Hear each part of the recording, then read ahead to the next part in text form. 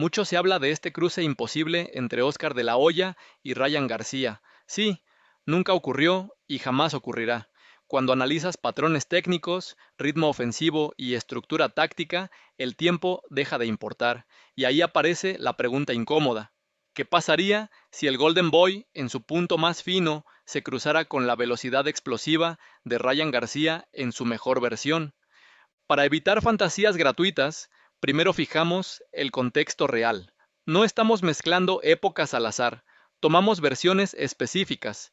En el caso de Oscar de la Hoya, la referencia es su etapa entre 1997 y 1999, un periodo donde ya había superado la fase de promesa olímpica y se había consolidado como una de las figuras centrales del boxeo mundial. Venía de enfrentar rivales de élite como Julio César Chávez y Pernell Whitaker, y estaba a punto de entrar en rivalidades históricas con Félix Trinidad y Shane Mosley. Su récord final terminó siendo 39 victorias con 30 knockouts y 6 derrotas.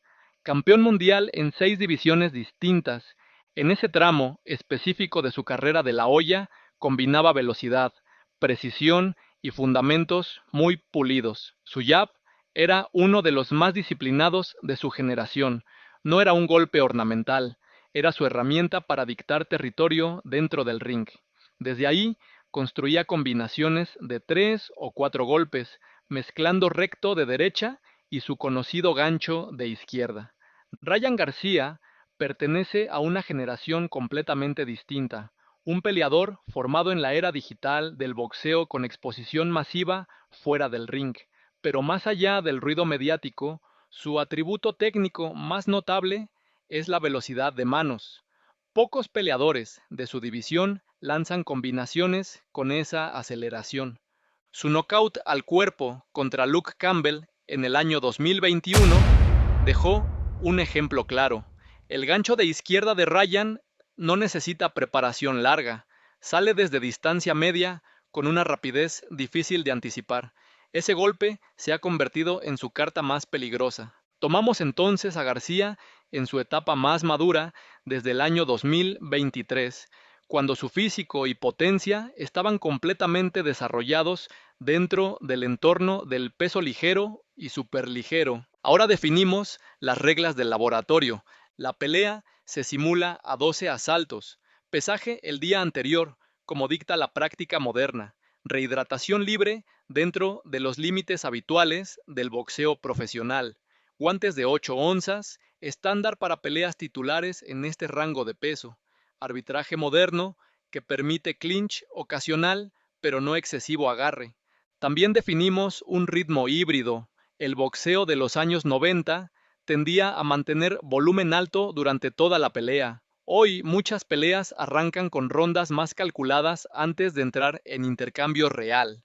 Este escenario busca equilibrio, suficiente ritmo para reflejar la presión de la era de la Hoya, pero con el espacio táctico que suele caracterizar al boxeo contemporáneo. Ahora entremos en los números y en los patrones. No existe CompuBox oficial completo para todas las peleas de la Hoya en los años 90, pero los registros disponibles muestran un volumen medio alto, con fuerte dependencia del jab. Su precisión con golpes rectos era consistente para la élite de ese tiempo.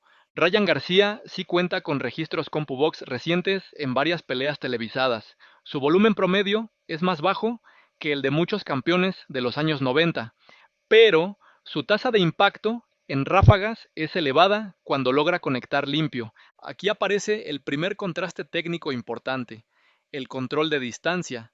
De la Hoya tenía una ventaja estructural clara en ese departamento. Su jab servía como radar y como barrera. No solo puntuaba, también obligaba al rival a pensar antes de entrar. Ryan depende más de entradas explosivas.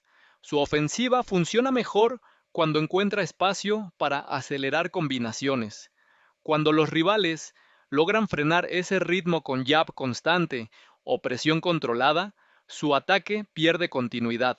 En cuanto al uso del jab, Oscar lo utilizaba como metrónomo del combate. Cada ronda empezaba con ese golpe marcando ritmo. Ryan lo emplea de forma más intermitente, generalmente como paso previo al 1-2 o como distracción antes del gancho. Si el combate se convierte en una guerra de jabs, la consistencia técnica de la Hoya tendría ventaja. Ahora miremos los golpes de poder. Ambos tienen gancho de izquierda peligroso, pero funcionan de manera distinta. El de la Hoya suele aparecer dentro de combinación. El de Ryan es un golpe aislado extremadamente rápido. Uno construye daño progresivo, el otro busca ruptura inmediata. En defensa también existe contraste. Oscar prefería bloquear o retroceder medio paso antes de responder. No era un estilista evasivo al estilo de Pernell Whitaker, pero sabía controlar intercambios y mantener equilibrio en los momentos de presión.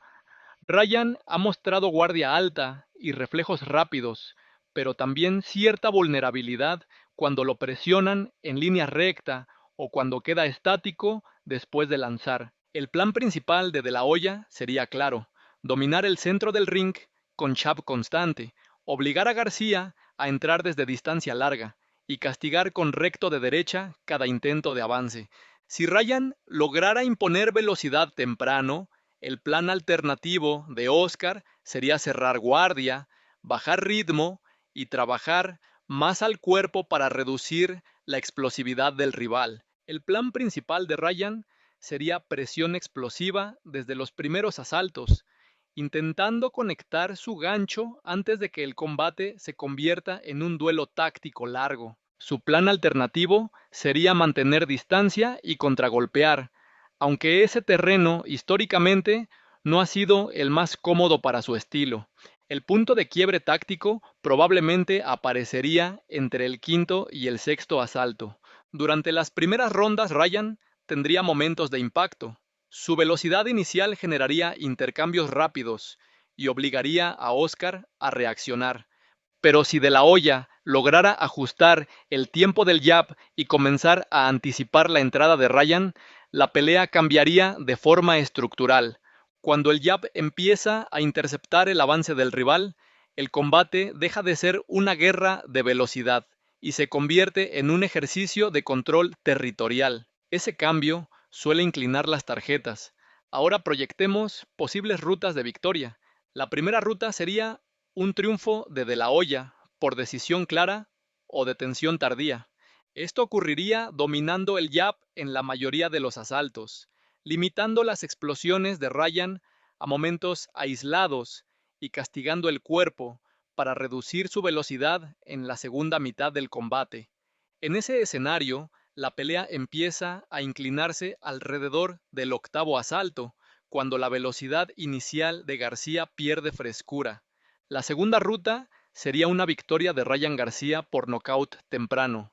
Esto podría suceder aprovechando un intercambio en los primeros 3 asaltos y conectando su gancho de izquierda mientras Oscar retrocede o queda abierto tras lanzar el jab.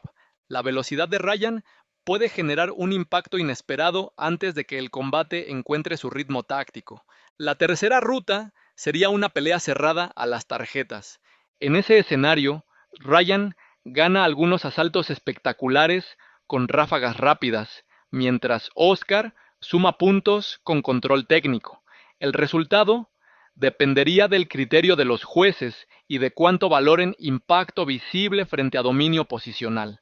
Entonces surge la pregunta inevitable: ¿cuál escenario parece más probable? Desde el punto de vista estructural, De La Hoya tiene más caminos hacia la victoria.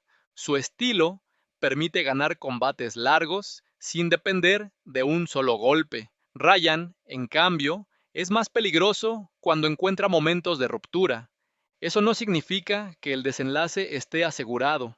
La velocidad de manos de García representa un riesgo real durante los primeros minutos del combate, pero si la pelea supera la mitad de los asaltos sin un knockout temprano, la experiencia técnica de Oscar empezaría a marcar diferencia. El debate entre épocas suele quedarse en nostalgia o en popularidad, pero cuando se analizan herramientas concretas como el jab, el control de distancia y la lectura del rival, El ring revela otra verdad. No siempre gana el más rápido, no siempre gana el más fuerte. Generalmente gana el que entiende antes qué arma del rival dejó de funcionar. Y en esta simulación imposible, ese momento parece favorecer ligeramente al Golden Boy.